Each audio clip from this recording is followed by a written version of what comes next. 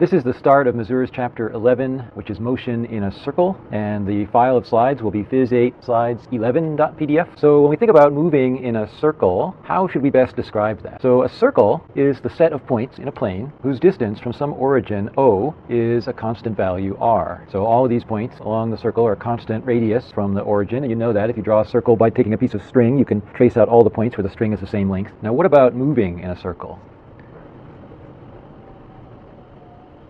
Maybe to describe moving in a circle, it's best if we watch one point move around. So as I spin this bicycle wheel, focus on the point that's marked with a piece of orange tape.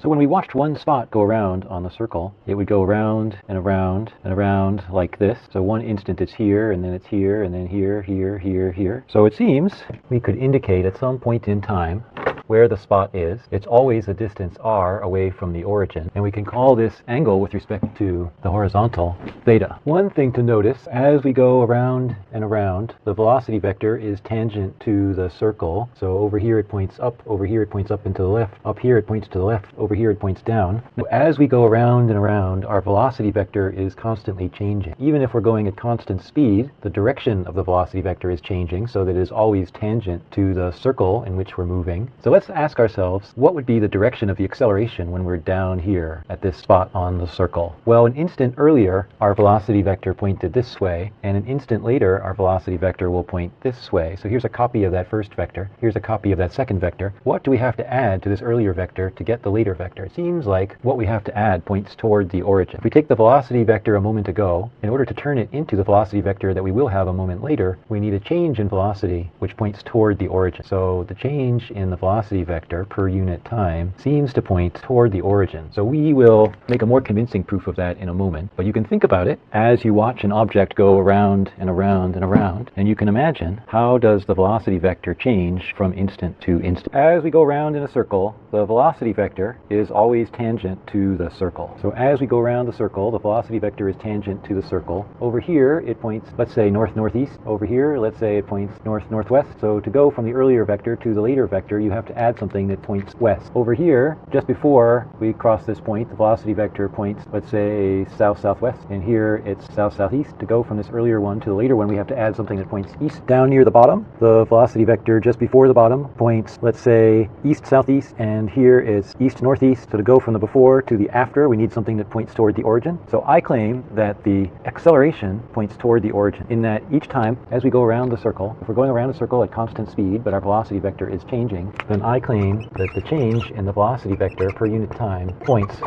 toward the center of the circle. As we watch one point go around and around the circle, let's say our distance from the origin is r. So this is r, this is r. And then let's say that we measure angles with respect to the positive x-axis. And let's say that this angle is theta. And we want to try to figure out how the coordinates x, y of this point relate to this radius and the angle theta. So let's draw a right triangle with the hypotenuse being the radius, and then we have the x-coordinate horizontally from the origin to a vertical line projected down from this point, and then we have y, a vertical line projected down from this point to the x-axis, and so this height is y, this horizontal distance is x, so we can see that x over r is adjacent for this angle theta over hypotenuse is cosine theta, and y over r, so for this angle theta, this is opposite over hypotenuse, which is sine theta. That gives us x equals r cosine theta, y equals r sine theta. Notice that this continues to work outside of the first quadrant, so even if theta is larger than 90 degrees, we can come over here, and it's still true that x equals r cosine theta, y equals r sine theta. So for this angle, cosine theta is negative and sine theta is positive. Or if we were to continue down to this quadrant, then sine theta and cosine theta would both be negative. Or if we're down here, then sine theta is negative and cosine theta is positive. So this formulation works all the way around the circle. So if we're moving around in a circle, the natural question to ask after we've talked about what circle we're moving in is how quickly are we moving around the circle? So the simplest case to consider is that this angle theta increases by some constant amount per unit time. So the angle theta increases by a constant delta theta in every unit of time delta t. We want the rate of change of theta with respect to time to be some constant. Now, do we measure this rate of change of theta with respect to time in degrees per second or revolutions per second? Maybe revolutions per minute minute, or radians per second. We will see in a minute that radians per second makes the math work out most cleanly. So to say moving how quickly, we want to know what is the rate at which this angle theta changes. And initially, let's suppose that d theta by dt, the rate of change of the angle theta, is constant. And we will measure the rate of change of the angle theta in radians per second. So we'll measure theta in radians, so we'll measure its rate of change in radians per second. So we're going to define a quantity omega equals d theta by dt. This is lowercase omega. It looks a little bit like a W. You might be accustomed to seeing an uppercase omega. This is instead a lowercase omega. For reasons I don't understand, all of the quantities related to circular motion seem to be represented with Greek letters. Maybe it's the perfection of the circle that inspires us to name things in a way that is a tribute to ancient Greece. One way or another, tradition seems to dictate that we use lowercase Greek letters for things related to circular motion. So lowercase omega is angular velocity. It is the rate of change of the angle theta. And this is somewhat analogous to our earlier statement that velocity in the x direction is the rate of change of the horizontal coordinate x. So we will have omega is the rate of change of the angular variable theta. So we call it angular velocity. So we will measure angular velocity in radians per second. I'll show you why in a moment. But I have a digression for you. So if you want to earn an extra credit point or two on the next video reading assignment, you can check Wikipedia or your other favorite source and learn something about the origins of degrees to measure angles. And it seems as if this is an old enough tradition that it's largely speculation, but it's sort of, you can tell me what you find. And radians as a measure of angle. And the use of radians as a measure of angle seems more recent, so it seems to have a better established history. But if you're curious, and if you want to earn an extra credit point or two, then look these things up and let me know what you find. If you do this, you should somehow summarize in your own words, not just a copy paste. I can read the Wikipedia as well as you can, but I want your synthesis or your synopsis. So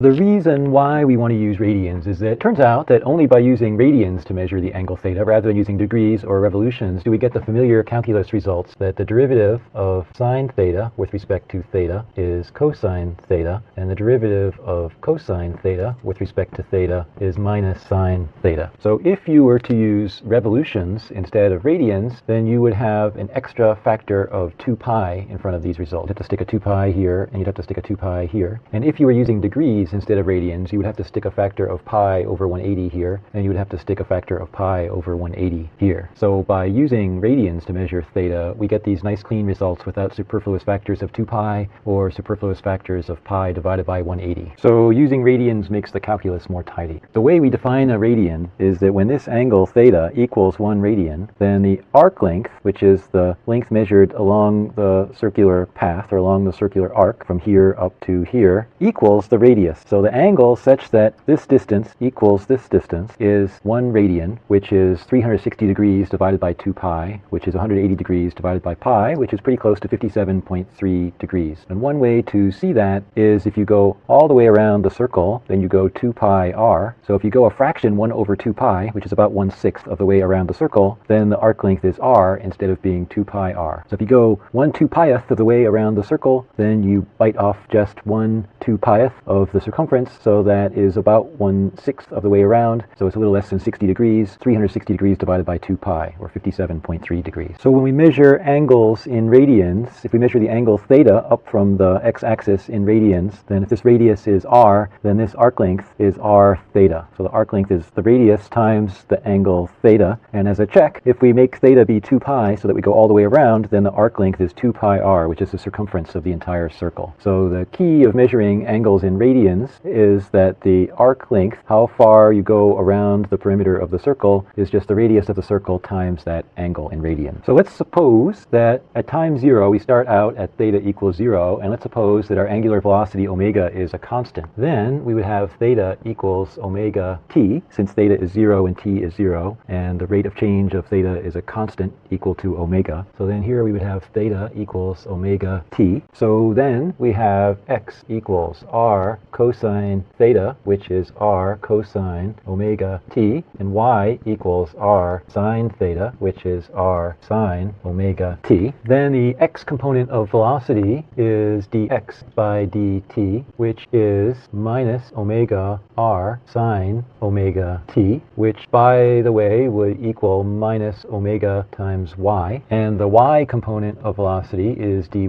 by dt, which is plus omega r r cosine omega t, which by the way equals plus omega x. And so you can see, so we had x is r cosine omega t. R is just a constant. So the derivative of cosine theta is minus sine theta, and then you take the derivative of the inside, which is just omega. And then here we had r sine omega t. R is just a constant. The derivative of sine is cosine, and then you take the derivative of the inside with respect to t, which is omega. You don't have to know how to do this. I'm just showing you where some of the results we're going to use come from. If you like, you can just use the results and not remember where they come from. Then we can work out the acceleration, which is the rate of change of velocity. So the acceleration, the x component, is the rate of change of the x component of velocity with respect to time. So this is, so the derivative of, this is a constant, this is a constant. The derivative of sine is cosine. So we have, and we bring out a factor, derivative of the inside is another factor of omega. It's minus omega squared r cosine omega t, which is minus omega squared times x. And then the acceleration in the y direction is the rate of change of the velocity in the y direction with respect to time. So this is cosine omega t. The derivative of cosine is the negative of the sine. So we have minus sine. This is a constant, this is a constant. And then the derivative of the inside here is just a factor of omega. So this gives us minus omega squared r sine of omega t, which turns out to be minus omega squared times y. So one thing we can work out right away is the magnitude of the velocity vector. That should just be the square root of vx squared plus vy squared. Vx is minus omega times y. We'll take that whole thing squared. And vy is plus omega times x. We'll take that whole thing squared, and then we'll take the square root. So this is, inside the square root, we have omega squared y squared plus omega squared x squared, and there's a square root of all that. So this is omega times the square root of x squared plus y squared, and that is omega r, since the square root of x squared plus y squared is just the radius. There's another way to see that same thing. So we can say that the magnitude of the velocity vector is the square root of vx squared plus vy squared, and we can see that there's a factor of omega r in each one. So that's omega r times the square root of, so here we have sine squared omega t, and then here we have cosine of omega t. We're going to square that. So sine squared plus cosine squared of the same angle equals 1. So this is omega r times the square root of 1, which is just omega r. So this tells us that the magnitude of the velocity, which is just the speed, is omega times r. So the speed is the angular velocity times the radius.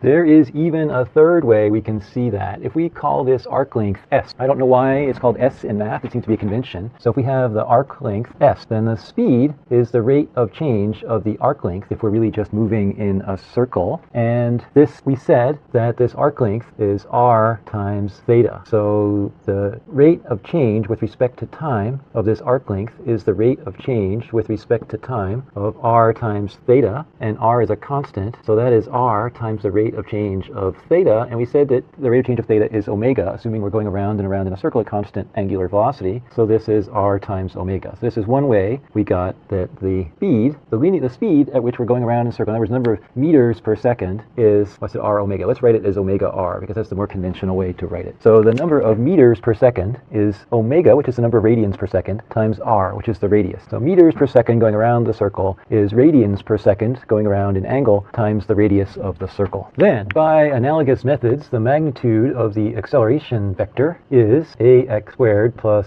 ay squared, the square root of, which is, so ax squared, you could do it either this way or this way. Let's do it this way. So this is omega squared times the square root of x squared plus y squared, and the square root of x squared plus y squared is just the radius, so this is omega squared r. We could have also said, well, okay, let's do it. So we could have also said the magnitude of the acceleration is, you see we have this factor of omega squared r, so here's omega squared r times the square root of cosine squared omega t plus sine squared omega t, and you may remember that cosine squared of some angle plus sine squared of that same angle is 1, so this is omega squared r times the square root of 1, which is just omega squared r. So we have, when we're moving in a circle at constant angular velocity, then the acceleration has magnitude omega squared r. There's a more familiar way to write that. So we said that a is omega squared r, but we can take this result and let's solve it for omega. We get omega is v over r if we're moving in a circle. So then we get the acceleration is v over r, square that, times r. So then you get two factors of v, but only one factor of r, because this cancels, and this is v squared over r.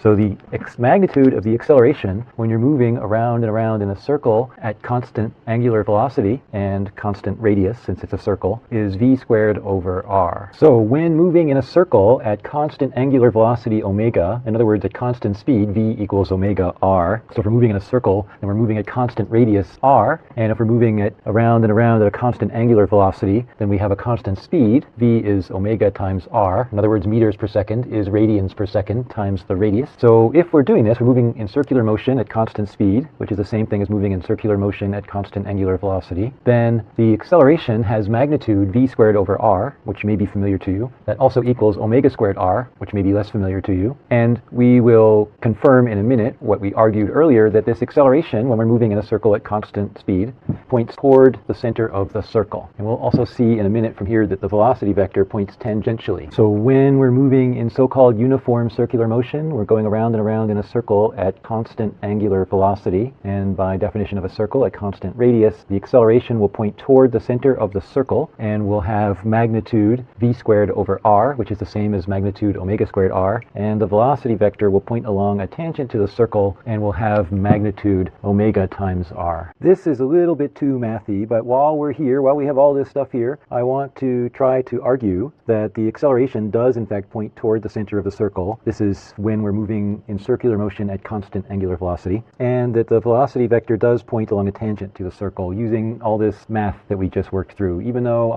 if you can just tune out the math if you don't like math, but if you do like math, you might find this illuminating. So remember, back in chapter 2, we introduced the r vector, and the r vector seemed kind of pointless. We didn't quite understand it. Well, now it's actually a little bit convenient. So we can say that the r vector collects x and y together in an ordered pair. So the x component of the r vector is big R cosine omega t, and the y component of the r vector is big R sine omega t. And then we worked out a moment ago that the velocity vector, whose components are velocity in the x direction and velocity in the y direction, the x component of velocity is minus omega times y, and the y component of velocity is plus omega times x. We worked that out using the cosine and sine stuff. This is true as long as we're moving in a circle centered at the origin. And then if omega is constant, so if we're at constant angular velocity, then the acceleration vector, whose components are a sub x and a sub y, the acceleration in the x direction and the acceleration in the y direction, it has an x component which is minus omega squared times x, and it has a y component which is minus omega squared times y. So it actually points in the negative r direction. So you can actually see, since omega squared must be positive, so this vector points, if the r vector points from the origin out toward the point where the object is, then the acceleration vector points back toward the origin. You can see, because this is proportional to minus r, this vector points toward the origin. So you can see already that the acceleration points toward the origin if you like vectors. The magnitude of this acceleration vector is omega squared times big R, the radius of the circle, and using this result we can say that that equals v squared over r. And again, this is true if we're moving in a circle at constant angular velocity. So here's an example. So suppose we say that we are at 45 degrees, but we're supposed to be radians, so that's pi over 4. So let's suppose theta is pi over 4, which is the same thing as 45 degrees. And then let's make the radius be square root of 2 meters. And that's convenient because then we have 1 meter this way and 1 meter this way, giving us 2 meters this way. And then just to make the math easy, let's make omega be 1 radian per second. Now, one thing I didn't tell you yet is because radians are dimensionless, it's really just kind of a ratio of distance along the arc to distance along the radius. So even though radians are radians, radians basically have no unit. So a radian per second is the same thing as a per second. That's a little bit tricky. So when you multiply by omega, you think you're multiplying by something in radians per second, but you drop the radians, so you say it's just you're multiplying by per second. We'll see that in a minute. So then the radius vector, which points from the origin to this point xy, it's plus 1 comma plus 1 meter. Well, that makes sense. To get from the origin to this point, it's plus 1 comma plus 1. You see, we move plus 1 in x and we move plus 1 in y, and that brings us over to plus 1 comma plus 1. Then the velocity vector is omega times minus 1 comma plus 1, because it turns out we just swap the x and y and negate the first one. So that is minus 1 comma plus 1 meters per second. You see, we multiplied meters by radians per second and we got meters per second because the radians really have no unit. So this is minus 1 meter per second in the x direction and plus 1 meter per second in the y direction. What does that look like if we draw it? Well, you see,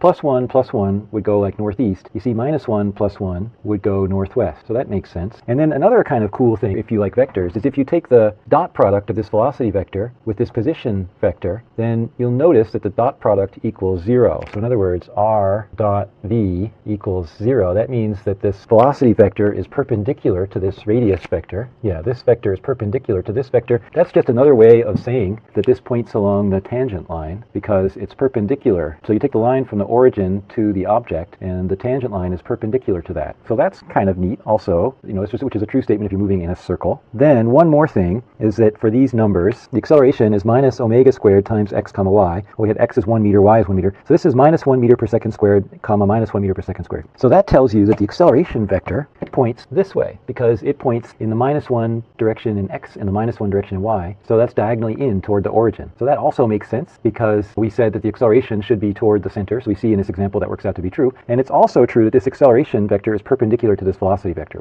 that's true if you're moving in the circle at constant speed. Right, so we can also work out, if we wanted to, that this acceleration vector is perpendicular to the velocity vector. And if two vectors are perpendicular, then their dot product is 0. So we can work out that the acceleration vector dot product to the velocity vector is 0. How would we do that? Well, in this case, we said that the acceleration vector is minus omega squared times x comma y. Oh, it's not, that's just a multiply. And then the dot product with omega minus y comma plus x. And I guess I won't write out every step, but you see, if you multiply this out, you get x times minus y, and then you would add that to y times x. So x times minus y would just cancel the y times x. So you would get 0 for this dot product. And there's a similar thing that happens when you take a dot product of this position vector with the velocity vector. You get x times y dot product with minus y plus x. So the x times minus y would just cancel out with the y times plus x. Finally, after all that math, we are on slide 1 of phys0008 slides 11.pdf. So this is motion in a circle. So if you go around in a circle at constant speed, your velocity vector is always changing direction. So this is, because of gravity, this is not exactly constant speed. This would be constant speed, but it's harder for you to see. So let's just pretend that this is close enough to constant speed. So even if I am going around at constant speed here, my velocity vector is always changing direction. Therefore, I must be accelerating. So a change in velocity, whether it is a change in magnitude or a change in direction or both, requires acceleration. Not just requires acceleration, it is acceleration. So a change in velocity, well, with respect to time, is acceleration. So if you're moving in a circle of radius r at constant speed v, then the acceleration is v squared over r, and that acceleration points toward the center of the circle. It's called an centripetal acceleration. So this is called centripetal acceleration, and it points toward the center of the circle. In the absence of a force, so in other words, if the vector sum of forces is 0, or if there are no forces, then there is no acceleration, and therefore no change in velocity. So you know that if in the absence of a force, or in the absence of an unbalanced force, an object will continue at constant velocity. That constant might be 0. So an object will continue at 0 or constant velocity. So for motion in a circle of radius r at angular velocity omega, we've defined omega to be the rate of change of the angle theta. So omega is d theta by dt, right? Theta is the angle of our circular motion going around and around, and omega is the time rate of change of that angle. And we're measuring angles in radians. So then the speed, if you're moving in a circle of radius r at angular velocity omega, then your speed is omega times r. So this is meters per second equals radians per second times the radius in meters. And the velocity vector v is tangent to the circle. So you're going around in a circle, and the velocity vector is tangent to the circle. That's not quite tangent. The velocity vector is tangent to the circle. Okay, then if omega is constant, so if we're going around and around the circle at a constant number of radians per second, which is equivalent to a constant number of revolutions per second, which for constant radius is equivalent to constant speed. So if omega is constant, then the acceleration points toward the center and has a magnitude v squared over r. So the acceleration points toward the center of the circle, and it has magnitude v squared over r, which might be a familiar expression, and that is identical to omega squared r, because you can just plug in v equals omega r, and you can see these two expressions are the same. Omega squared times r, or v squared over r. And there are different times when one or the other will be more convenient. So this is called the centripetal acceleration. So the centripetal acceleration equals v squared over r, where r is the radius of curvature of the path that you're bending in. So in order to bend an object, which is moving at speed v, into a circular path of radius r, requires a centripetal force. That means a force directed toward the center of the circle, whose magnitude is mv squared over r, and it points toward the center of the circle. So you are looking down. Imagine a plan view. You're looking down as I spin an orange ball on a string above my head in a circle at constant speed. The string breaks at the instant shown below. Which picture depicts the subsequent motion of the ball just the instant after the string breaks? Now what you have to imagine is that the force, the centripetal force, which is causing the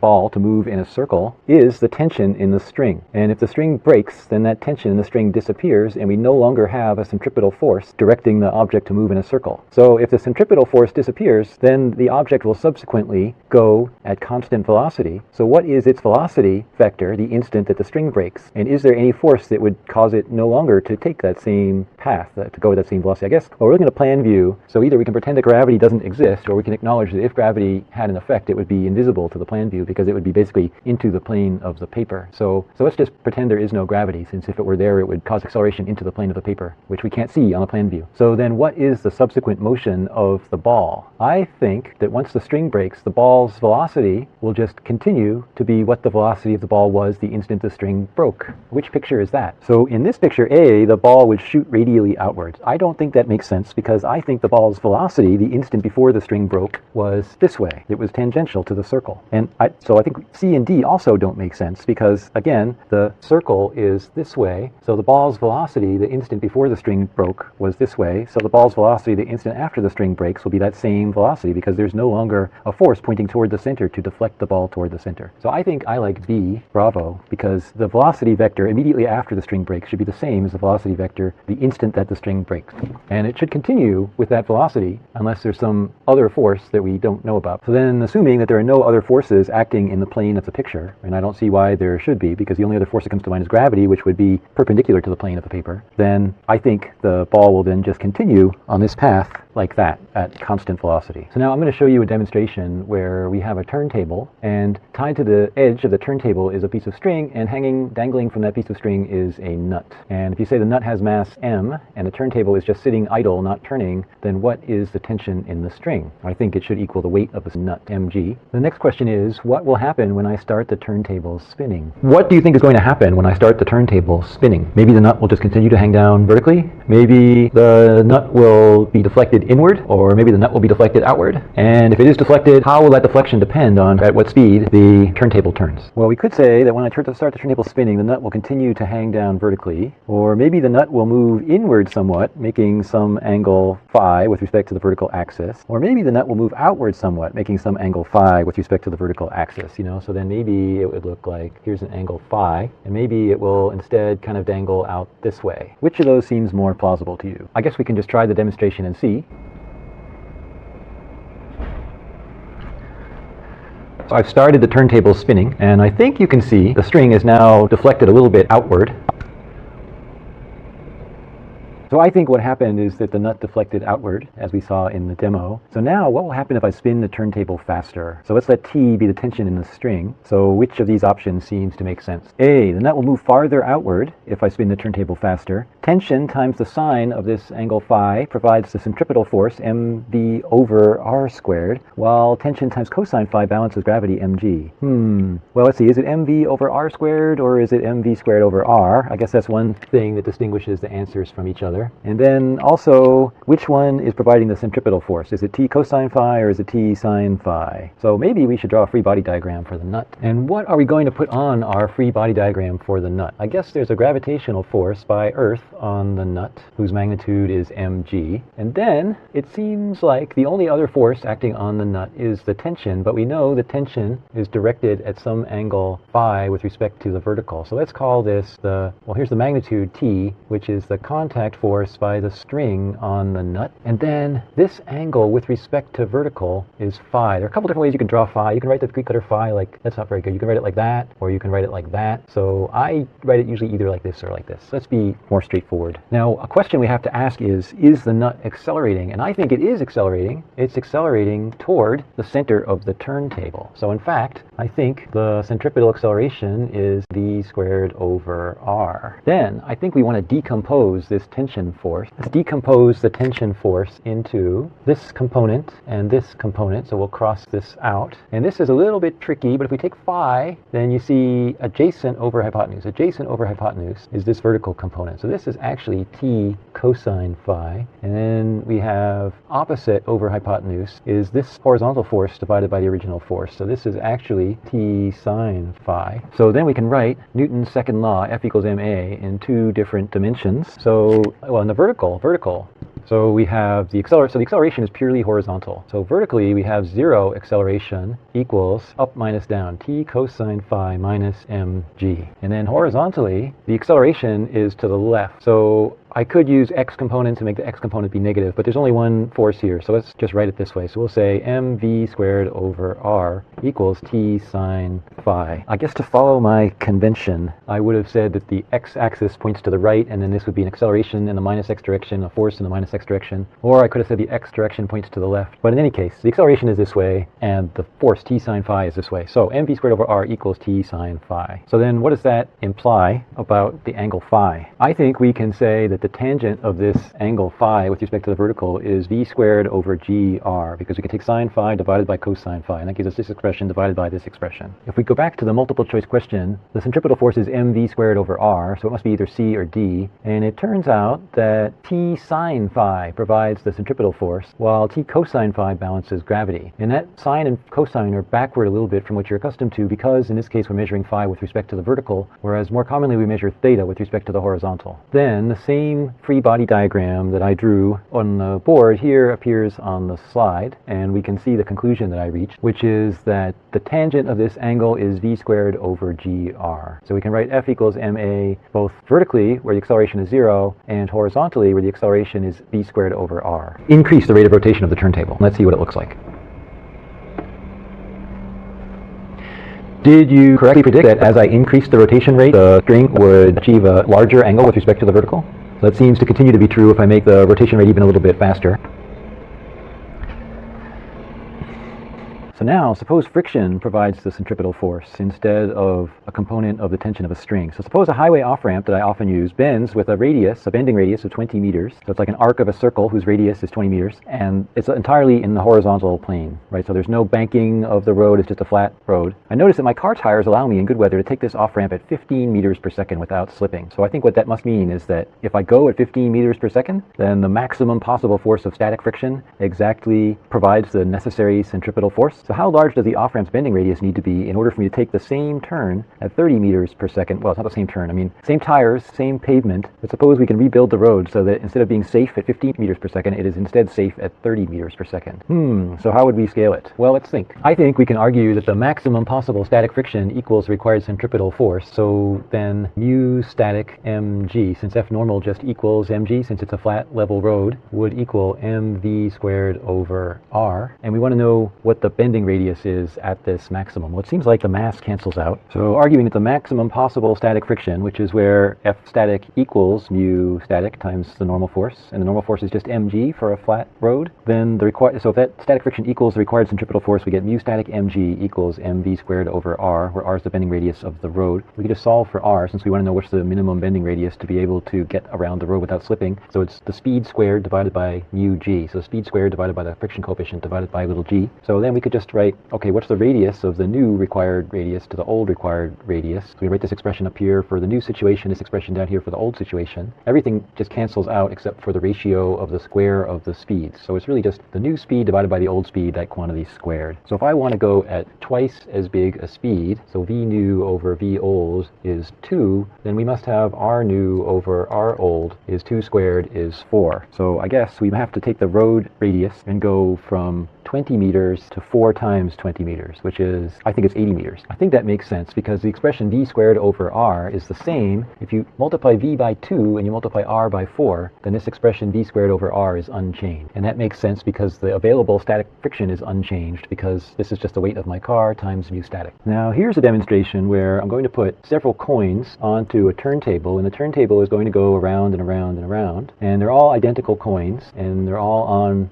the same type of surface. And the question is, as I spin the table faster and faster and faster, will all the pennies fall off at the same time? Or will the inner pennies slide off first? Or will the outer pennies slide off first? Or is it impossible to predict? So when you think about these pennies going around and around and around, you might want to ask, what do they have in common? They're all on the same turntable. Like an old record player, you set the record player for revolutions per minute. So does this penny have the same speed as this one, as this one, as this one? Or does it have the same angular velocity? So is it the meters per second that are the same for all the pennies? Or is it the radians per second that are the same for all the pennies? What do you think? I think it's the radians per second that are the same for all the pennies, because they, every penny makes a revolution of the table the same interval as every other penny makes a revolution of the table. So I think they all have the same value of omega, but they might have different values of speed because they're at different radii. Let's adapt the setup with the turntable and the nut from a moment ago, and instead we have placed a bunch of pennies, copper pennies, on the surface of the turntable, and right now everything is just sitting stationary. But what do you suppose will happen if we start the turntable rotating? Let's initially start the turntable rotating quite slowly.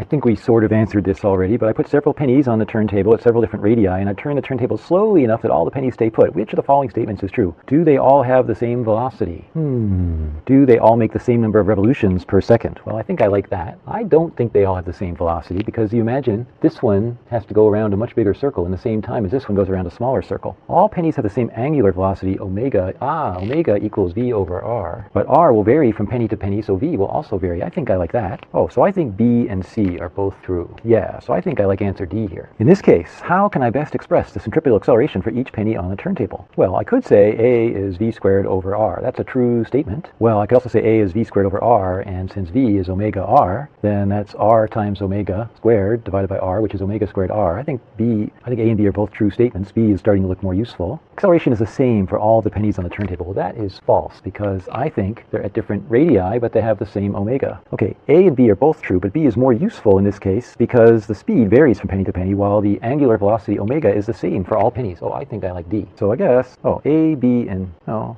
I don't like any of those. Okay, no, so I don't like those. Well, no, I don't like those. All right, I think I like D, delta. So it is true that we have mv squared over r for the centripetal force needed to keep the pennies on the turntable, but that's not very useful because the different pennies have different speeds. But m omega squared r is a more useful expression because they all have the same omega. So now you can think, well, is it the pennies at little r or the pennies at big R that require a bigger centripetal force to keep them on the table? And what is the maximum size of that centripetal force if it's static friction? So now we know that the centripetal acceleration can be written A centripetal equals omega squared r, and it varies with the radius of each penny. And we also know that static friction must provide the force m omega squared r to keep each penny going in a circle. Can we predict which pennies will slide off of the turntable first as I gradually increase the angular velocity of the turntable? Will the inside pennies fly off first? Well, that makes sense because for a given speed v, your tires screech more when you go around a turn with small radius than when you go around a turn with large radius. The outside pennies will fly off first. This makes sense because omega is the same for all pennies. V is not the same for all pennies. M omega squared r is largest for the outermost pennies. Oh, I think this sounds pretty good. Or they all slide off at the same time, or there's no way to predict. Well, I think, you see, when a given penny slips, it's going to have mu static mg, that's the maximum possible static force, equals m omega squared r, which is the centripetal force that static friction needs to provide to keep the penny going in a circle. So I think this maximum will be reached sooner for big R, because so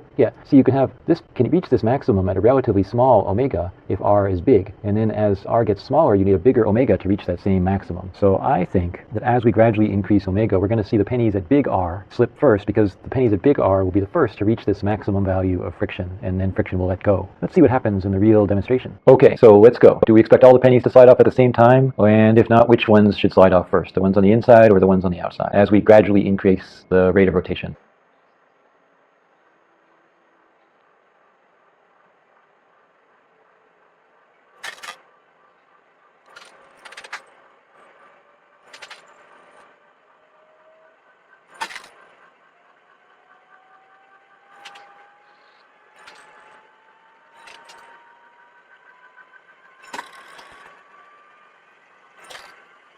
Here's a kind of digression. So imagine it's kind of like a fish tank, but it's actually more like a slice of a fish tank. Like if you took a fish tank and you made it really narrow, kind of like this board. And so now you take this fish tank and it's filled with water, and the water has a coloring to make it easy to see. And now you have a axis of rotation going through the middle of this tank of water. So this is gravity points down here, but now I start the thing spinning on a turntable. And then the question is, well, will the rotation affect the shape of the water surface? And you want to think like centrifuge. What happens in a centrifuge? So you could say, well, maybe the water doesn't care, it'll just mind its own business. Or you could say, well, maybe all of the water will instantly go to the very edges of the tank immediately. Or maybe something in between will happen, and maybe you'll get kind of a curved shape. And if you do get kind of a curved shape, well, how do you know what kind of a curved shape you'll get? So I would say use as a hint. Do you remember when we had the nut on the turntable? When we had the nut on the turntable, we had the tangent of this angle with respect to the vertical was v squared over gr. So this will be tricky to follow, but I claim claim that, okay, actually all the water is going around not at the same speed, but at the same omega. So we want to change this v squared over gr to omega squared r over g, using the same trick that v equals omega r. And then when you watch the water in this pail, r is actually how far out it is from the center, and then let's say y is the height of the water. So I claim, you kind of have to just take this on intuition, but I claim that the surface of the water will do something very analogous to what the bob, the nut on the end of the string, did. And I claim that we'll see the tangent of the angle of the water surface with respect to the horizontal in this case should go like this ratio omega squared r over g. And if x is how far out we are, it's omega squared x over g. Also, this tangent of this angle is basically dy by dx. So it's like rise over run as a tangent to this angle. So I claim that we have dy by dx is omega squared over g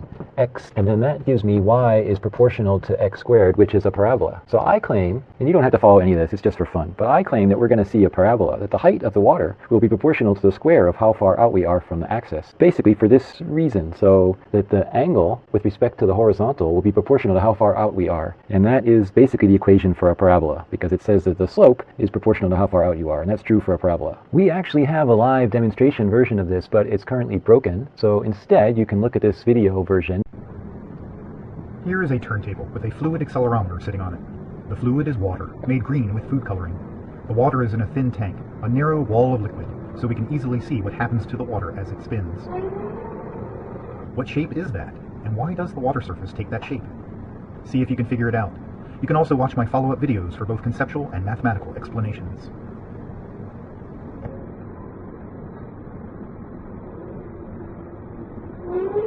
And you do see, in fact, a parabolic shape of the water surface. How does a salad spinner work? Maybe the outer wall of the salad spinner provides the centripetal force that pushes the lettuce toward the center of rotation, but the water feels no such force because the water can sneak through the holes in the outer wall, thus separating the water from the lettuce.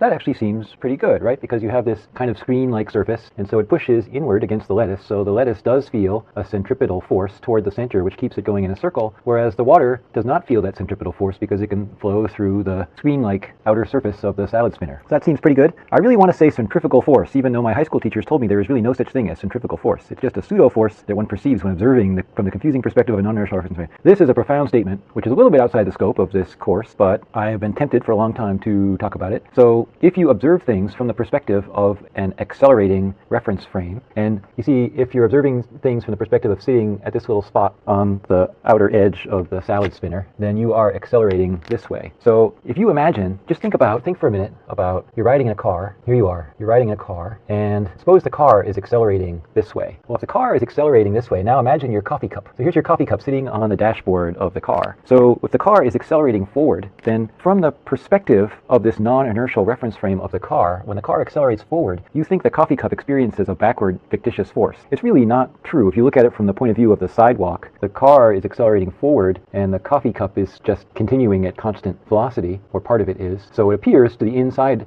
occupants of the car as if the coffee cup accelerates backward, but really it's just that the coffee cup fails to accelerate forward along with the rest of the car. So then the coffee spills onto your lap. So this is completely outside this course, but if I have an object of mass m observed from a reference frame, and that reference frame is accelerating with acceleration a, then there's this fictitious force, which is called the inertial pseudo-force, fictitious force, which is minus ma. So in other words, if I am the coffee cup sitting here in the car, and the car is accelerating forward with an acceleration a, then if you want to analyze what you think you see happening from the perspective of the inside of the car, it actually looks to you as if the coffee cup experiences a force ma, where a points opposite the acceleration of the car. This is a total digression. So you see, if you look at it from the perspective of this little blob inside the salad spinner, you know that this little piece of salad spinner is experiencing a force, it's experiencing an acceleration. It is accelerating toward the center with magnitude v squared over r, or you could say omega squared r if you like. So if you were looking at it from the point of view of like a camera mounted on the inside of the salad spinner, and if there's a little water droplet, suppose there's a little water droplet of mass m here. This is a digression, but it might be a fun digression. There's a little water droplet of mass m here. Then what you will think you see is that the water droplet experiences a fictitious force, which is the mass of this little water droplet, and there's a minus sign, and there's the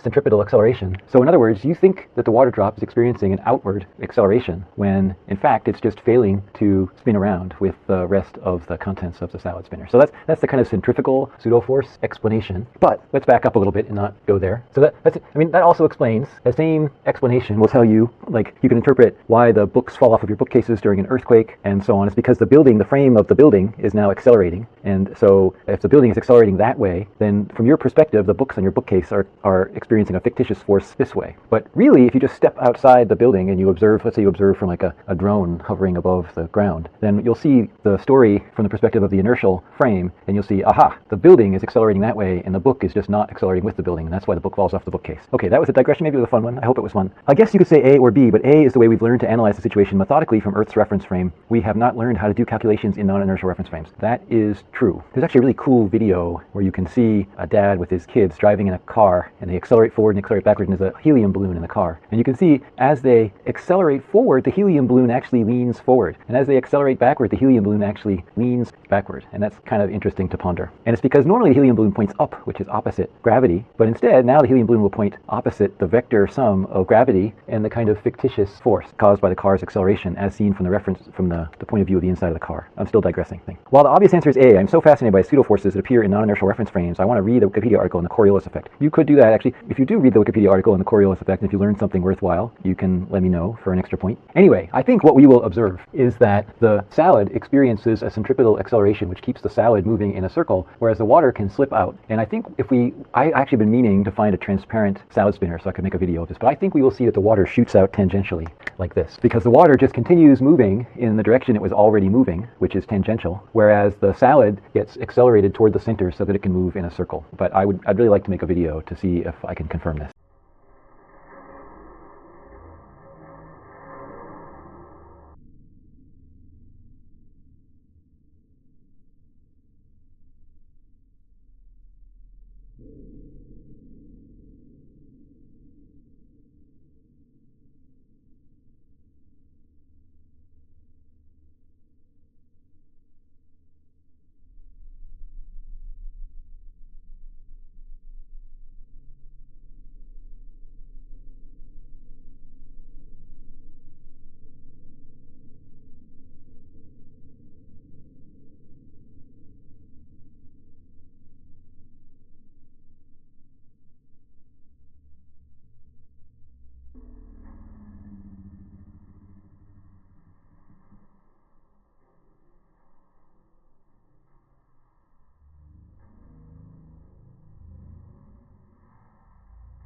You can read this. I won't read it to you. Here's an example of a good answer to the salad spinner question.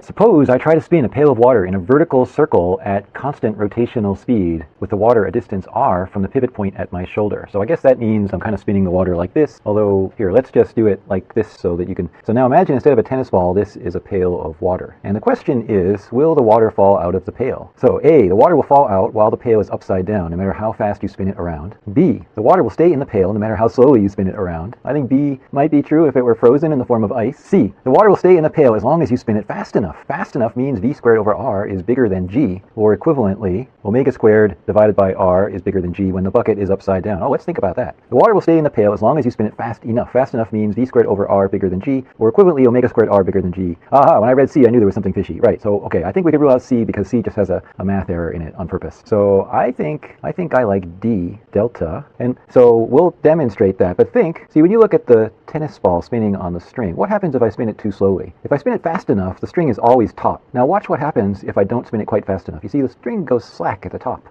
So if I spin it too slowly, the string goes slack at the top.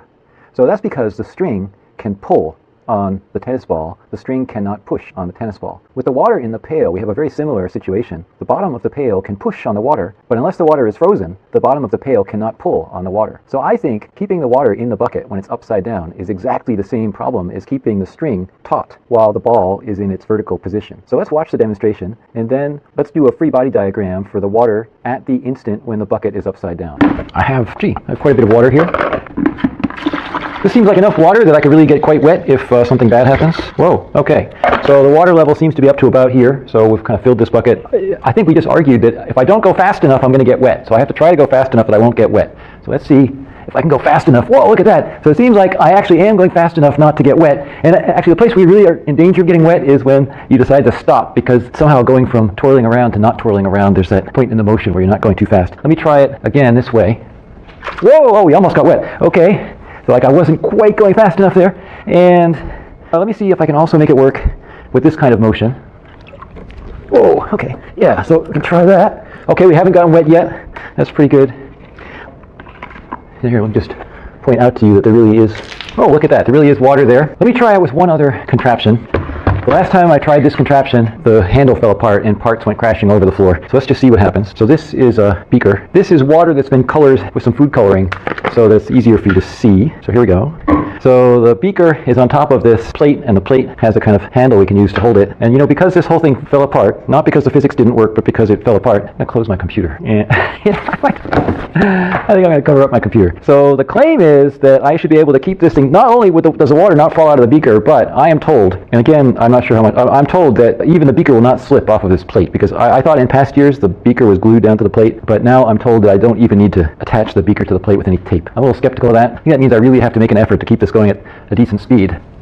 Whoa, wow, you know, I did not actually think that this, I knew that the water would stay in as long as the beaker stayed in place, but I did not think that I would be able to keep the beaker from sliding on the plate. I guess I did. I thought that was pretty impressive. The way to think about the water in bucket problem is the bottom surface of the bucket can both push and pull on the water as if the water and bucket were glued together. I think that's only true if the water is frozen. The bottom surface of the bucket can push on the water, compressive force, but it cannot pull on the water, no tensile force. If the required centripetal acceleration is large enough that the bucket must push on the water to keep it moving in a circle when Earth's gravity, even when Earth's gravity is pulling down on the water, then the water will stay in the bucket. I think I like that. When the bucket is upside down, the bottom surface of the bucket must pull up on the water to keep it inside the bucket, or else the water will spill out. No. As a matter of fact, the bucket can't pull up on the water unless the water is frozen to the bucket. The water stays in the upside down bucket if the outward centrifugal pseudo force, magnitude mv squared over r, or m omega squared r, is at least as large as the downward force of gravity. Well, okay, this is a digression again. I think you could say B or D, but we haven't learned in this course how to analyze pseudo forces that one perceives when working in a non-inertial reference frame, so I prefer B, bravo, which uses Earth's reference frame. I think I like E here, echo. So I like this explanation. This is the way you explain it from the perspective of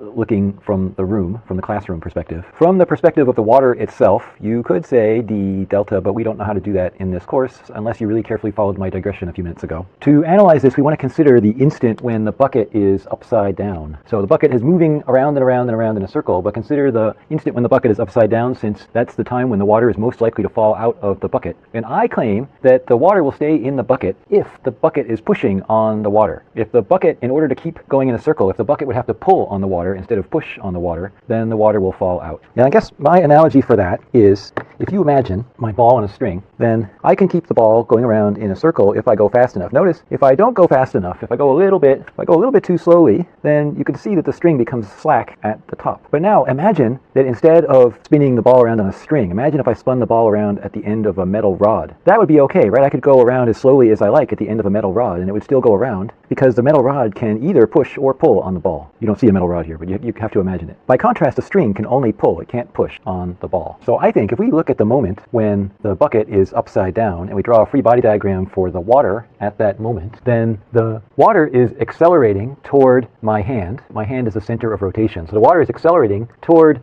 this is not an m, there's no m, it's v squared over r. So the acceleration is v squared over r toward my hand. And there's a gravitational force downward on the water by Earth. So this is Earth on water is mass of the water times g, that's a downward force. And then there's a contact force by the bucket on the water, and I've drawn it pointing down. So if we get a negative number, that will mean it's pointing up. But you see, if you look at this, the bucket in this orientation is able to push down on the water, but the bucket is not able to pull up on the water, again, unless the water is frozen to the surface of the bucket. And the acceleration is down and has magnitude v squared over r. So if we write Newton's second law along the y-axis, so I drew the y-axis pointing up here, then mass of the water times the acceleration of the water in the y direction. So that means, so if I make the y-axis point upward, then the acceleration of the water in the y direction, the y component of the water's acceleration at this instant is minus v squared over r, because the acceleration is downward. So if the y-axis points upward, then the y component, there is no x component of acceleration, and the y component is minus v squared over r. So then mass of the water times the acceleration of the water in the y direction is minus this force in the y direction minus this force. Well, it's the sum of the y components of these two forces. These are both in the minus y direction, so they're both negative. And then this acceleration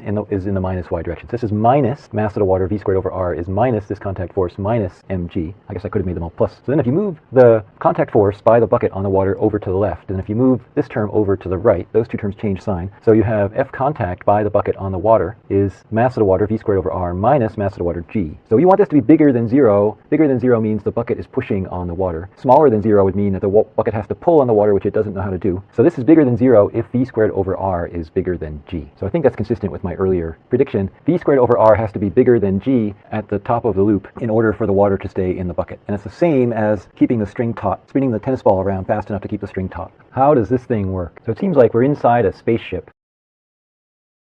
And then it seems like the occupant of this spaceship is jogging. And you can see he looks quite fit, so it does not look as if his muscles have atrophied on this interplanetary voyage.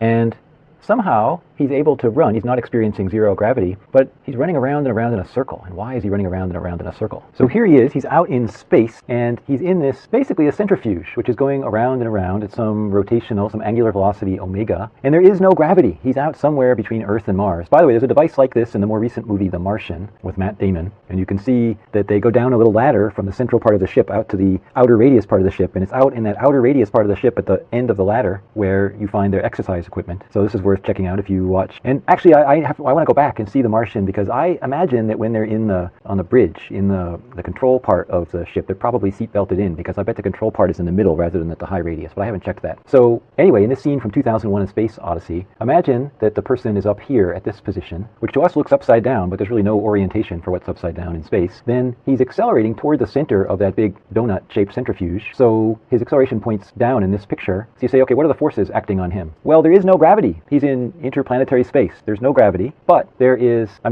guess there's some gravitational force by the sun, for instance, but basically he's in a zero gravity environment. And the only force exerted on him is the contact force exerted by the floor on the person, which points toward the center. And here, when he's down in this position, let's say, so kind of, what's this? This is like the 7 o'clock position. Then his acceleration is kind of northeast toward the center. So in this case, there's no gravity, but there's a contact force by the floor on the person, which points toward the center. So you see, in order to stay on this surface, he has to keep going around and around in the same circle that the donut is going around in. So if the circle weren't there, if the circle just suddenly disappeared, he would just continue at constant velocity. But in order to bend him into the circle, the floor constantly needs to push him toward the center. Well, that's the same experience as like when the bathroom scale in the elevator has to push you to make you go up with the elevator if the elevator is accelerating upward, or has to push on you even if the elevator is stationary. The elevator has to push on you to offset Earth's gravity. But here we don't have Earth's gravity. The contact force between the floor and his feet is a measure of the pseudogravity that he experiences. The pseudogravity that he experiences actually equals his mass times his acceleration. And it's, remember I told you a couple slides ago in the digression that if he's accelerating this way, then the pseudo force that he experiences is opposite his acceleration. So this fictitious force that he experiences because he's in an accelerating reference frame points upward, points toward the outside of the circle when he's here. It points toward the outside of the circle when he's here. That's the fictitious force. But the actual acceleration points toward the center of the circle and has magnitude omega squared r, or v squared over r. Actually, if you look at it this way, omega squared r, everything in this donut is going around at the same omega, so there would be no fictitious force right at the center. And as you go out farther and farther, the pseudogravity would be bigger and bigger. In fact, this thing has to be big enough that the gravity at his head can't be too much smaller than the gravity at his feet, I think. Otherwise, he'll experience dizziness because the blood pressure balance between his head and his feet won't be quite right. So I think if you were going to design a device like this for interplanetary travel, you would need to make the radius much bigger than a human height so that you do not have a big differential in pseudogravity between the person's head and the person's feet. Because everything is going around at the same omega, but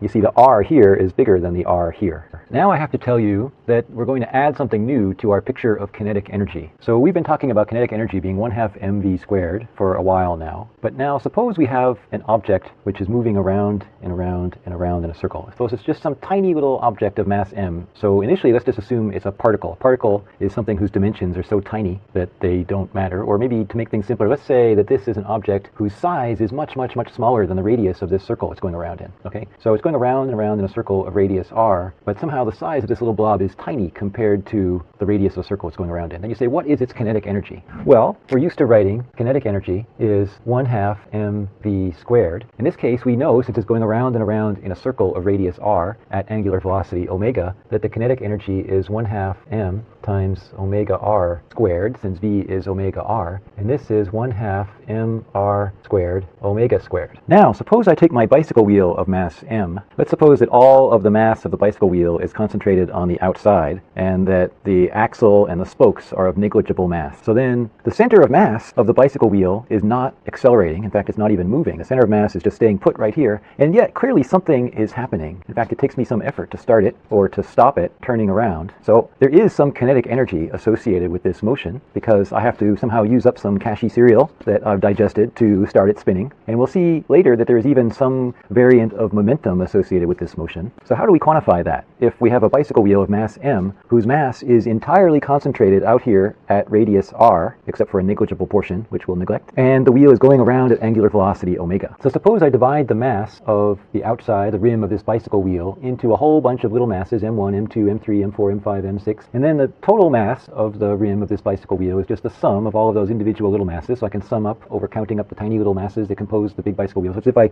built up the bicycle wheel out of a whole bunch of little chunks of bicycle wheel, and I want to work out the kinetic energy of this whole thing. Well, we know kinetic energy, we know energy, and in particular kinetic energy is an extensive quantity. That means if you want the kinetic energy of a system of objects, it just equals the sum of the kinetic energies of the individual object. So I can take 1/2 mv squared, where I take each little mass and each little speed, and I square each little speed, and I multiply it by each little mass, and I multiply by 1/2, and I add everything up. So I need every little mass, and I need every little speed. But we know since this stuff is moving around at angular velocity omega, then each little chunk of mass's speed is omega times r, where r is that little chunk of mass's radius. Now the way I drew this, everything's at the same radius, but it'll turn out in a minute that we could have things spread out at different radii if we wanted to, and this expression would still work for the kinetic energy, but everything is going around at the same omega, the same angular velocity. So each little speed is omega times r, so then we can rearrange this expression. So we write the 1/2 out front, and we write the omega squared at the end, because omega is the same for everybody, but then we're adding up all of these little masses times their radius squared. And in this case, all the radius is all at the same place, but again, we'll generalize this in a minute to the case where the radius is not all the same. So we have 1/2 times something times angular velocity squared as the kinetic energy for something whose center of mass is not moving, but whose constituent pieces are all moving around the center of mass at constant angular velocity. So this is called rotational kinetic energy. And let me write a better expression for this. So we have rotational kinetic energy is 1/2 I omega squared, where I is called rotational inertia, and it's the sum over all of the little constituent pieces of an extended rigid body. It's called a rigid body, a solid object which is rotating. The mass of each little chunk times the distance of that little chunk from the axis of rotation. So this quantity down here, the sum of all of the constituents of this rigid body which is rotating around, of the mass of that little constituent piece times the radius, the distance squared of that little piece from the axis of rotation. This is called the rotational inertia.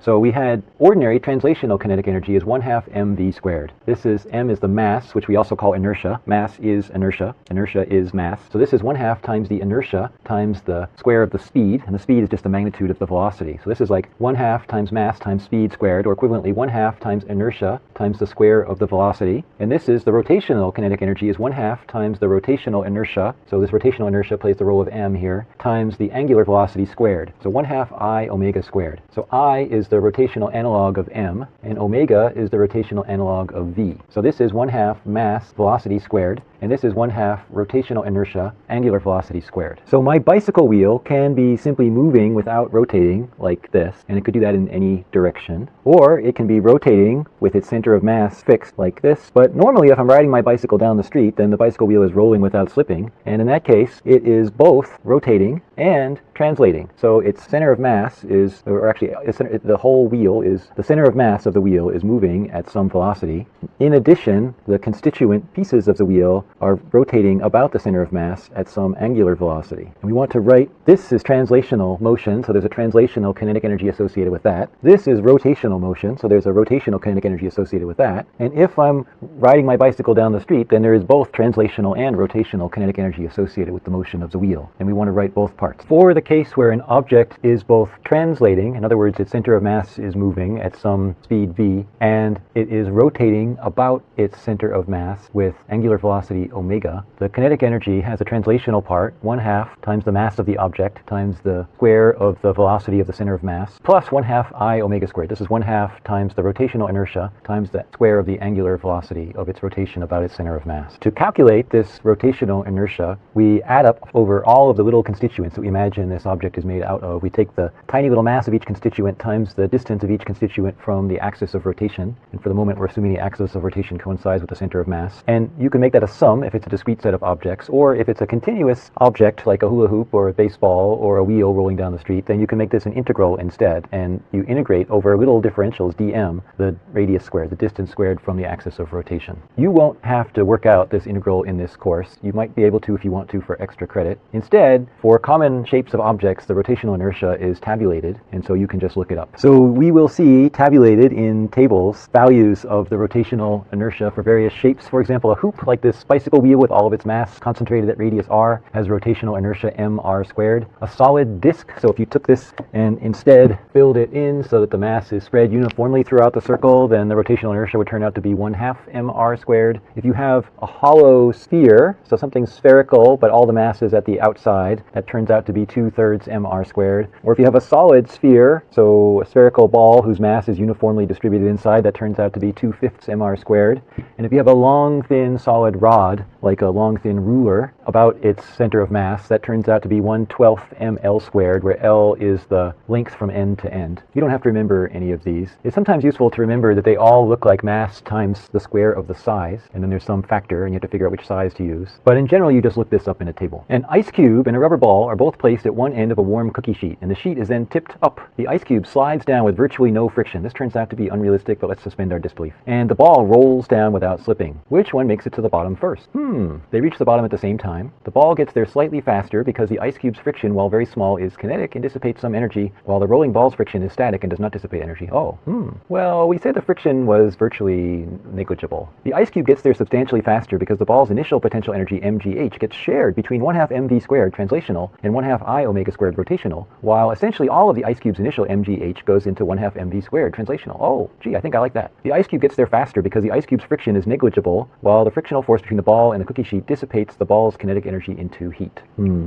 Well, we know that the frictional force between the ball and the cookie sheet is the kind that creates rolling without slipping, and that is static. So we know that the frictional force between the ball and the cookie sheet does not dissipate any energy, because static friction does not dissipate energy into heat, whereas kinetic friction does dissipate energy into heat. So I think we can rule out D. And for B, I think we can use the argument that we were told that the kinetic friction was virtually negligible, so I think that kind of rules out B. Otherwise it might be promising if the kinetic friction were big. And, well, I think argument C would tend to contradict A, as long as, so let's see if we can work through C and see if argument C makes sense. So the ice cube just translates down the ramp. It just slides down the ramp. It's not rotating, it's just sliding straight down the ramp, whereas the ball is rolling without slipping as it goes down the ramp. So for the ball, there is both translational kinetic energy and rotational kinetic energy. And as a matter of fact, the rate of rotation is related to the speed downhill, because if the ball rolls without slipping, then every time the ball goes around 2 pi radians, it must move 2 pi r distance. So every time the ball moves a distance 2 pi r, it must go around 2 pi radians. So rolling without slipping turns out to have the speed related to the angular velocity by the expression v equals omega r. For the ice cube with only translational kinetic energy and negligible friction, the initial gravitational potential energy turns into the final kinetic energy. Initially, the energy all takes the form of gravitational potential energy, mgh, and in the final state, we're down at h equals 0, so all of the energy is in the form of kinetic energy, which is 1/2 mv squared. So we'll call this v final, 1/2 mv final squared. For the ball, you have both translational and rotational kinetic energy, and the friction that we have is static friction. Static friction does not dissipate kinetic energy into heat, and we know that the ball rolls without slipping, and rolls without slipping means v equals omega r. Maybe we'll make a better argument for that in a second. So we say the initial gravitational potential energy gets turned into the final kinetic energy. So here we have mgh at the beginning, but the kinetic energy has two terms, 1/2 mv squared plus 1/2 I omega squared. So since these two things together have to add up to this is the same, let's say they're the same mass, so it's the same mgh, but now since these two terms together have to add up to this term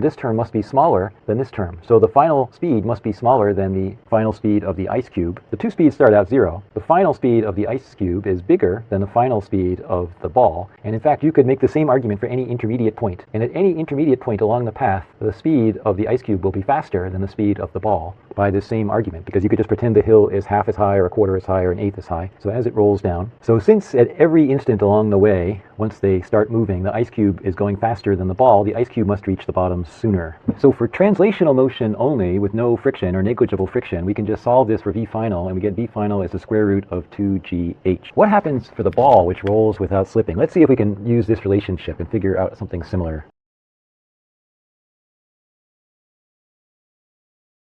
So it seems like for the object that rolls without slipping, once we use this relationship that omega equals v over r if the object rolls without slipping, then we get very similar math. We have this 1/2 mv final squared plus 1/2 I omega final squared, but omega is just v over r for rolling without slipping. Then we can divide both sides by m, and we can multiply both sides by 2 to get rid of the 1/2. And see, this is the same thing we had over here. 2gh is v final squared, but we have this extra term, but the extra term has a v final squared in it, so we can factor that out. So we have this v final squared, and then there's this 1 plus I over mr squared. So then if we solve for v final, we get v final is the square root of this whole thing. The whole thing is 2gh upstairs and 1 plus I over mr squared downstairs. So apparently v final is indeed smaller in this case than it is in this case, and it's smaller by, see, the factor, the square root of this denominator. And this denominator for like the bicycle hoop would be 2, because I equals mr squared for the bicycle hoop. V final for the bicycle wheel would be smaller than v final for just simply translating without rolling by a factor of 1 over square root of 2, and for different shapes that factor would be different. So we said,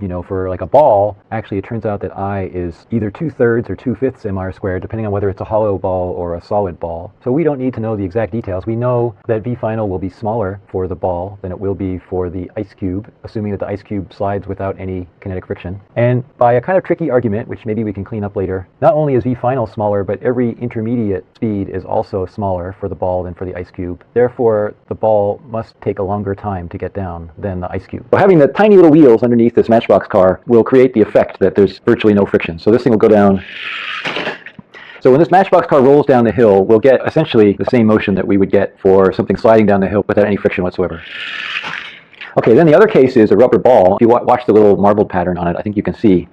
So it's not doing that, it's doing that. You see, this is called rolling without slipping. In fact, you can see it more clearly here. It's not doing this, it's doing this, which means that every time it goes downhill by one circumference, it's rotating around its own center one time. We have a rubber ball, we don't have an ice cube, but this is going to be our ice cube. Now, will they reach the bottom at the same time, or will one of them reach the bottom sooner? The little Matchbox car slides down the hill.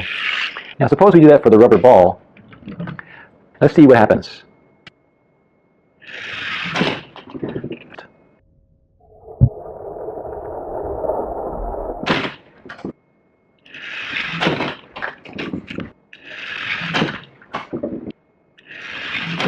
A hollow cylinder and a solid cylinder both roll down an inclined plane without slipping. Does friction play an important role in the cylinder's motion? Well, I guess you can imagine, suppose you're riding your bicycle, and you imagine you're trying to ride your bicycle down a sheer sheet of ice. Do the wheels turn, or does the bicycle just slip? So you say, friction plays a negligible role. Yes, kinetic friction dissipates a substantial amount of energy as the objects roll without slipping down the ramp. I don't think I like either of those. Yes, static friction is what causes the objects to roll rather than to slide. Without static friction, they would just slide down, so there would be no rotational motion. If you just let go of each cylinder from rest at the top of the ramp, then there's nothing that starts them rotating. Let's see if we can see that with the bicycle wheel. So if I let this bicycle wheel go down a sheer sheet of ice, there's nothing that starts the wheel rolling. The bicycle can just slide, can just translate down the hill. It's friction which causes the bicycle wheel to roll without slipping as it goes down the hill, because every time the wheel goes forward by 2 pi r meters, it has to go around by 2 pi radians. So every time the wheel makes a complete revolution, 2 pi radians, the center of the wheel has moved by 2 pi r in distance. Why are people who write physics problems, for example about cylinders rolling down inclined planes, so fond of the phrase rolls without slipping? Maybe nature abhors the frictional dissipation of energy. Maybe rolls without slipping implies that v equals omega r, where v is the cylinder's translational speed down the ramp. This lets you directly relate the rotational and translational parts of the motion. And when you can do that, you have a good physics problem. No good reason you could analyze the problem just as easily if the cylinders were slipping somewhat while they roll. Actually, it does really make things much simpler. It makes for a much better physics problem if an object rolls without slipping, because then there's only one variable. The same variable that quantifies how far it moves translationally can also be used to quantify how far it rotates rotationally. And one way to see that is if you notice if this object rotates without slipping. I mean, if it slips, then there's no connection. But if it's really rolling without slipping, so there's no screeching sound, there's no sliding, it's like, this is like your bicycle wheel when you're not skidding, then if the wheel makes one complete revolution about the center, which is 2 pi radians, then the distance that it moves forward is 1 circumference, which is 2 pi r. So the angle as a fraction of 2 pi, in other words, the angle as a fraction of a revolution, is the distance as a fraction of the circumference. The angle in rotations is the distance in circumferences, so theta over 2 pi is the distance over 2 pi r, so the distance is r times theta. That's that familiar result from before where we said the arc length is r times theta if you measure theta in radian. Well, the rate of change of distance is the speed, and the rate of change of theta is the angular velocity omega, so we get speed is the radius times omega. We usually write it the other way. Speed is omega r. So we have speed is omega times r for an object that rolls without slipping. And that makes a good physics problem. That means that we can relate the rotation rate to the translation rate. Not only does it make a good physics problem, but it describes a lot of everyday real life, like the wheels on your car rolling down the street, except when you're slipping on sand or you're jamming on the brakes and screeching. How do I write the total kinetic energy of an object that has both translational motion at speed v and rotational motion at speed omega? Well,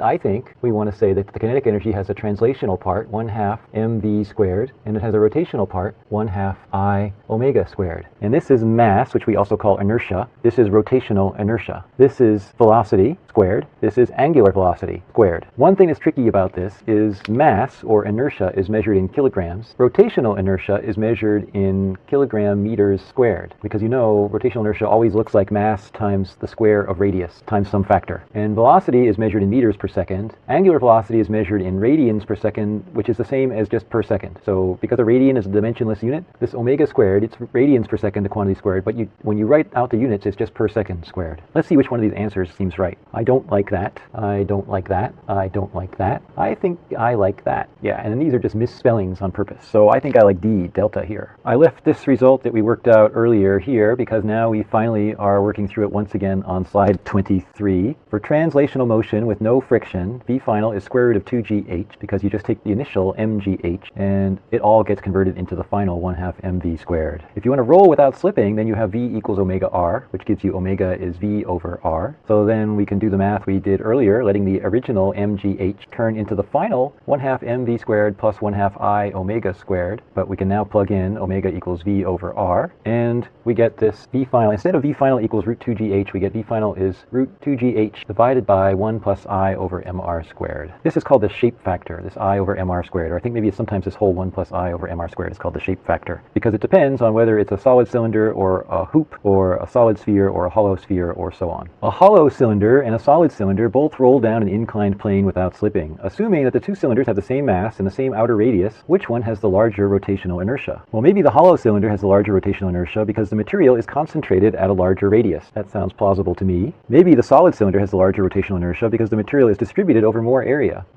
Well, I think if some of the mass is in here at low radius, then there's less of it available to be out at high radius. The rotational inertias are the same because the masses and the radii are the same. Well, this expression for the rotational inertia, so you divide up the mass into a whole bunch of little chunks, and for each chunk, you take that little chunk of mass times how far it is squared from the axis of rotation, or from the center of mass. And here, all of the mass is out here at r. Here, a tiny bit of the mass is out here at r, but really the bulk of it is kind of in between, at some intermediate value of r. So I think in this case, the mass is on average closer to the middle, whereas in this case, the mass is all at the outside, big R. So I think if we were going to do this big complicated sum, or this integral, we would get a smaller answer here because the mass is on average closer to the axis, whereas here the mass is all way out at r. You see the farthest mass here is at r, but it's only a little bit of it. Most of it is closer than r. Here all of it is out at r. So I think we have a bigger rotational inertia for the hollow cylinder, a smaller rotational inertia for the solid cylinder. Meanwhile, I think that an object with a bigger rotational inertia will be going at a lower speed when it reaches the end, because if the mass is the same and the radius is the same, but you make this rotational inertia bigger, then you're making this denominator bigger. And if you make this denominator bigger, then you make the final speed slower. And if you make the final speed slower, I say you get to the end of the ramp later. So I think if you have a race between this object and this object, both rolling without slipping down a ramp, I think this solid object will get to the bottom sooner. I think the hollow object will take longer to get to the bottom, because this rotational inertia factor factor, which is living downstairs here, part of the denominator, it's kind of like an upstairs part of the denominator downstairs, it is going to be a bigger factor for the hollow cylinder than for the solid cylinders. I think the hollow cylinder will reach the bottom later than the solid cylinder. Here's a solid cylinder, and here's a hollow cylinder. When these objects roll down, they're not going to slide like this, which is what would happen if there were no friction. They're going to roll without slipping.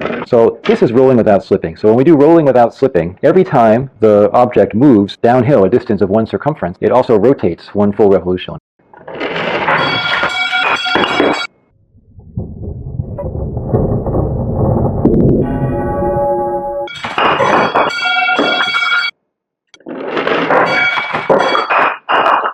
So it turns out that for a hollow cylinder, I equals mr squared. And so this whole factor inside the square root is 1/2. So it's like square root of 1/2. For a hollow sphere, I equals 2/3 mr squared. And so it works out that the factor inside the square root is 0.6. So it's square root of 0.6. It turns out for a solid cylinder like this one, I equals 1/2 mr squared. That means the factor inside the square root is 2/3. So that's square root of 2/3. And then it turns out for the solid sphere that I equals 2/5 mr squared. And then when you do all the math, it turns out that the factor inside the square root is 0.71. So it's the square root of 0.71. So if we have a race downhill, rolling without slipping between these various objects, then we expect the hollow cylinder to be the slowest, and we expect the solid sphere to be faster. We expect the solid cylinder to be just a tiny bit slower than the solid sphere, and we expect the hollow sphere to be just a little bit slower than the solid cylinder. So we expect the hollow cylinder to be slowest, and this factor is 1 for something that just translates. It just goes right down the hill without any friction and without rolling. It's just translating. Now it turns out that one way to get something to go down the hill as if it had no friction. Suppose you want to move a big heavy box across the floor and you want to pretend it has no friction. Well, you could put it on an ice rink, but sometimes that's inconvenient. You don't have an ice rink available. So instead you can put it on really good wheels. And if you put it on little tiny wheels, and the wheels are so small, the mass and the size of the wheels are so small that the rotational inertia of the wheels themselves is negligible, then you get motion that looks like purely translational motion without a rotational part. That only works if you arrange so that the mass of the object itself is big and the masses and the sizes of the little wheels are tiny in comparison. And if the friction of the wheels is tiny, it means the wheels have like good wheel bearings or they're well lubricated. So we can take like a little matchbox car, a little toy car, and it will play the role of the ice cube. And then we think it will always win. So the little toy car will always win because all of its motion, except for a tiny little fraction, is translational. And then the one that will always lose is the hollow cylinder. And then we'll see that these other objects, the hollow sphere, the solid cylinder, the solid sphere, are somewhere in between when we see that demo. Let's try something even a little more extreme. Let's replace the ball with a hollow cylinder. So I think you'll see a very dramatic difference here. Let's see what happens.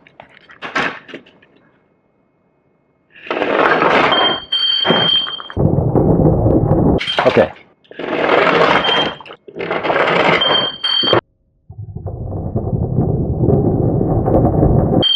Okay.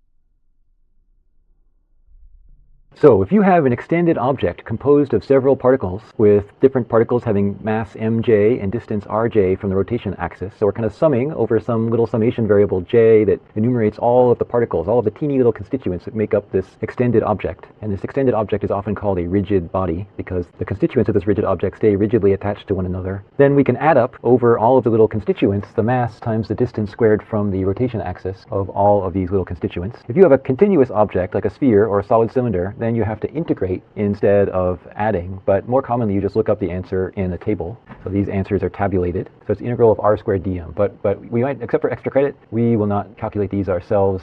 We will just look them up. So if you arrange that same total mass and you put it at a larger distance from the axis of rotation, you get a larger rotational inertia. So in the next clip, I'm going to show you an object which consists of, there's a lightweight wooden hoop, and the wooden hoop has a pretty small mass, and then there's this metal rod, which is also pretty lightweight, and then there are these two big masses, which are actually the they dominate the mass of this object. And I can adjust their position. I can put them far out toward the outer radius, or I can put them close to the axle, close to the center. And it's the same total mass, but in one case the mass is close to the middle, in the other case the mass is far outside. Which one should have the larger rotational inertia? So it's the same total mass, but here the mass is far out, here the mass is pretty close. So I think the rotational inertia should be much bigger for this case. It should be smaller for this case. And then you say, if I have a race where I roll them both downhill, which one will win? If they're both rolling without slipping. Well, if they're both rolling without slipping, I think this one will win, because this one has to put more of its energy into the rotational kind. This one can have a smaller fraction of its energy in the rotational kind. More of it can go into the translational term. And then more mathematically, that downstairs factor 1 plus I over mr squared. Well, this has a bigger I, this has a smaller I. So I think this one will take a longer time to get down the hill. This one will have a smaller final velocity. This one will have a bigger final velocity. It will take less time to get down the hill. So let's watch the race. In this case, the material is closer to the center. In this case, the material is more spread out. So I think this guy will win every time. Let's see. Yeah.